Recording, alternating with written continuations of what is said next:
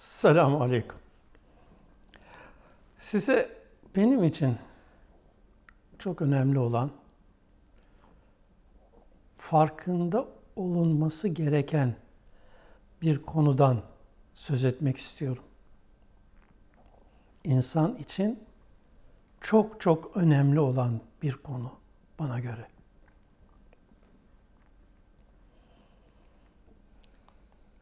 Genelde herkesin kanaati yukarıda Allah var anlayışı. Her ne kadar konuşmada laf arasında yukarıda Allah var deriz, sonra her yerde deriz. Yukarıda mı? Hayır, her yerde deriz ama bu düşünen bir insan için doyurucu bir cevap değil. Ve Kur'an da bunu hiç demiyor. Kur'an böyle bir şeyden bahsetmiyor. Kur'an'ın ilk başında okuduğunuz Besmele, ismi Allah diyor. İsmi Allah olan nedir?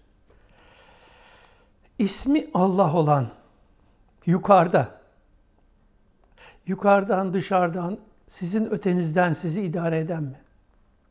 İşte bu konuya değinen çok önemli bir ayet var. Mü'minun suresi 12, 13, 14. ayetleri. Efendim, genelde bu ayetleri de anlatırlarken farklı bir yönden ele alıyorlar. İnsanın tığinden, yani balçıktan veya daha bugünün anlamlı ifadesiyle su ve mineral karışımı bir yapıdan oluştuğu anlatılırken bunun nasıl meydana geldiğini de biz bizatihi yaşamımızda görüp biliyoruz. Menideki sperm ile yumurtanın bir araya geldiği ilk hücreden.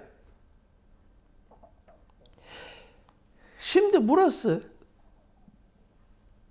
hem yaşamdaki bazı gerçekleri hem de bizim inanç sistemimizi etkileyici çok önemli bir nokta ve püf noktası. Bazıları bu konuyu insanın spermden, yumurtadan oluşumunu anlatırken, efendim yani insanın aslı işte böyle basit bir yerden geldi. İnsan büyüklenmesin, böbürlenmesin. Aslında ne ki? Yani işte bir spermle menideki sperm, milyonlarca spermden bir tanesi falan deyip olayı böyle anlatıp geçerler. Halbuki bir şeye dikkatinizi çekmek istiyorum burada.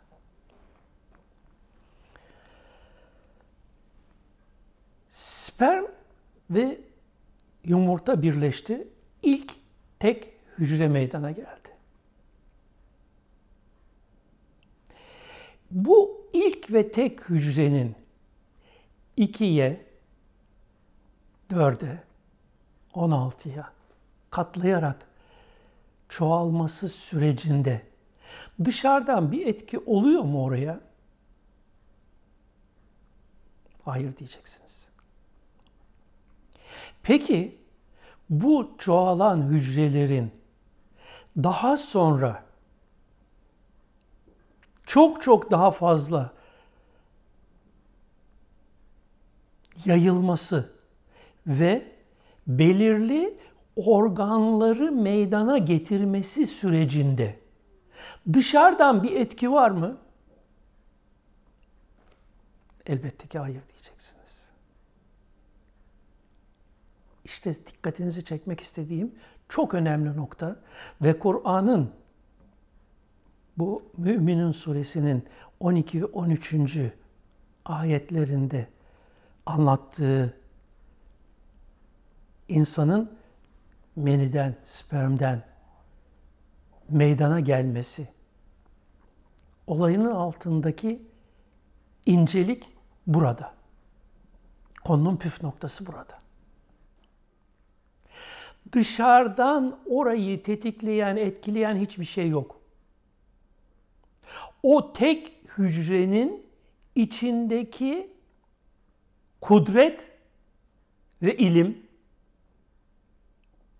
yani bilgi, data ve enerji,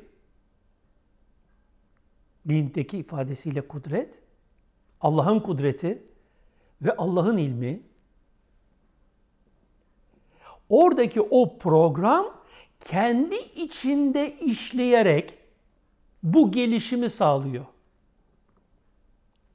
Yani hücre adını verdiğimiz yapı bir bilgi ve enerji, ilim ve kudret açığa çıkışıdır. Bu ne demektir? Bu şu demektir. İnsanın oluşumu kendi varlığındaki Allah ilmi ve kudretiyle meydana gelmiştir.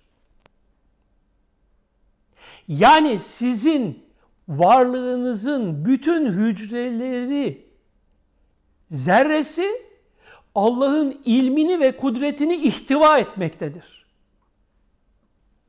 Dolayısıyla sizin Allah'la ilişkiniz, iletiminiz dışarıdaki bir varlığa, Tanrı'ya değil, varlığınızdaki, hakikatinizde mevcut olan ilmi ilahi ve kudret-i ilahiyedir. Eğer varlığınızın Allah'ın bu ilmi ve kudretiyle var olduğuna iman ederseniz, ki Kur'an'daki aminu billahi hükmü işte bu noktaya işaret eder. Size pek çok kapı açılır. Allah'a tevekkül et derken dışarıdaki Tanrı'ya tevekkül et değil, varlığındaki ilme, Allah ilmine, Allah'ın kudretine tevekkül et. Varlığında senin fark etmediğin o program, o ilim, o kudret sana pek çok kapıyı açacaktır demektir. Dolayısıyla Kur'an'ın esas vermek istediği mesaj ve bugüne kadar gelmiş Resuller içinde en farklı yerde olan, en muhteşem irsal olan Muhammed Mustafa Aleyhisselam'ın verdiği mesaj, dışarıdaki tanrılarla uğraşma, böyle bir şey yok. Varlığını meydana getiren, varlığının hakikati, orijini, ilmi ve kudretiyle var olan Allah'a iman et demektedir. Öyleyse aminu billahi, varlığının hakikati olan Allah'a iman et. Ki senin varlığının tamamı onun ilim ve kudretinin açığa çıkmasından başka bir şey değildir noktasını vurgulayan Kur'an'ı anlamaya çalışalım. Eğer bu şekilde Kur'an'ı değerlendirmezsek, her halükarda dışarıdaki, ötedeki bir Tanrı'nın işleriyle baş başa olduğumuzu düşüneceğiz ki bu çok yanlış bir şey. Her var olan varlık, her bir hücreden var olan varlık Allah'ın ilim ve kudretinin orada açığa çıkışıdır. Ve nitekim bu hücrenin hakikatinde olan ilmin, datanın bir şekilde şu insan şuurunda açığa çıkışının veya hayvan şuurunda, bilincinde açığa çıkışının şekline vahiy denmiştir. Biz araya vahyettik ayeti, dışarıdan araya giren bir bilgi değil, onun varoluşundaki ilim ve kudretten bahseder. Dolayısıyladır ki biz Kur'an'ın anlattığı sistemin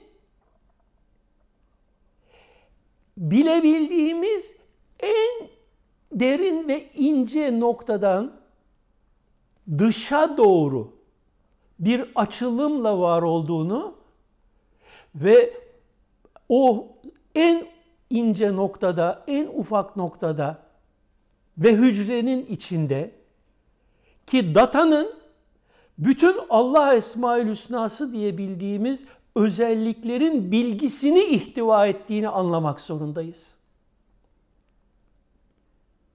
Ve bu bilginin, yani bu esma özelliklerinin açığa çıkışıyla da İyyâke na'budu, kulluğumuzu devam ettirmekteyiz. Sır, hakikatının ilim ve kudret ile meydana geldiği, varlığının Allah'ın varlığıyla kaim ve daim olduğunu anlamaktadır. Dolayısıyla dışarıdan bir şeyler beklemeyip, hakikatinizdeki Allah'a iman ile yaşamaya çalışın. İşte o zaman size cennetin kapıları açılacaktır.